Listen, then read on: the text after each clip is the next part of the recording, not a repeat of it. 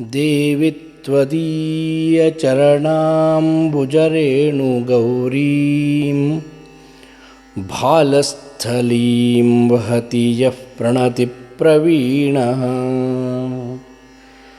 जन्मान्तरेऽपि रजनीकरचारुलेखा तां गौरयत्यतितरां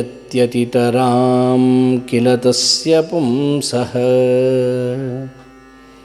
श्रीमङ्गले सकलमङ्गलजन्मभूमे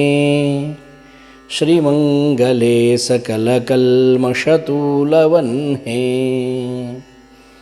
श्रीमङ्गले सकलदानवदर्पहन्त्री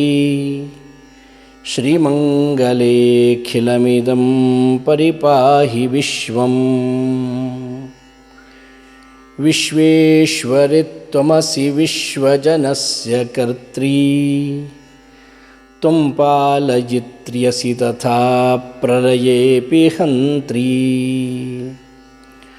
त्वन्नामकीर्तनसमुल्लसदच्छ पुण्या स्रोतस्विनी हरति पातककूलवृक्षान् मातर्भवानी भवती भवतीव्रदुःखसंहारहारिणि शरण्यमिहास्ति नान्या धन्यास्त एव भुवनेषु त एव मान्याः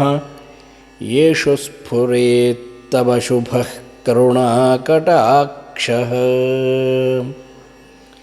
एत्वा स्मरन्ति सततं सहजप्रकाशां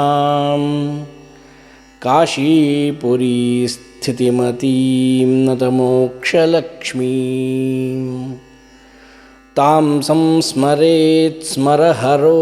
धृतशुद्धबुद्धीन् निर्वाणरक्षणविचक्षणपात्रभूतान् मातस्तवाङ्घ्रियुगलं विमलं हृदि स्थं यस्यास्ति तस्य भुवनं सकलं करस्थम्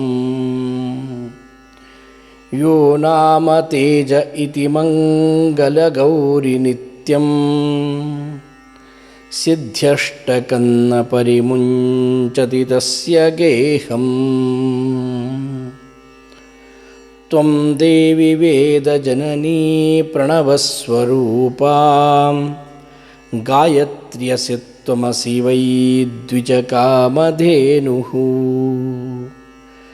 त्वं व्याहृतित्रयमिहाखिलकर्मसिद्ध्यै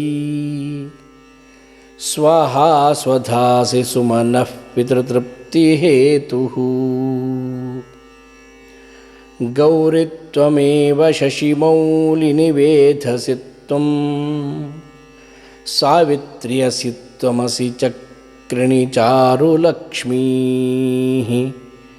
काश्यां त्वमस्यमलरूपिणि मोक्षलक्ष्मीः त्वं मे शरण्यमिह मङ्गलगौरिमातः स्तुत्वेति तां स्मरहरार्धशरीरशोभां श्रीमङ्गलाष्टकमहास्तवनेन भानुः देवीं च देवमसकृत् परितः प्रणम्य तूष्णीं बभूव सविता शिवयोः पुरस्तात् इति श्रीस्कान्दपुराणे काशीखण्डे रविकृतं श्रीमङ्गलगौरीस्तोत्रं सम्पूर्णम्। ॐ तत्सद्ब्रह्मार्पणमस्तु।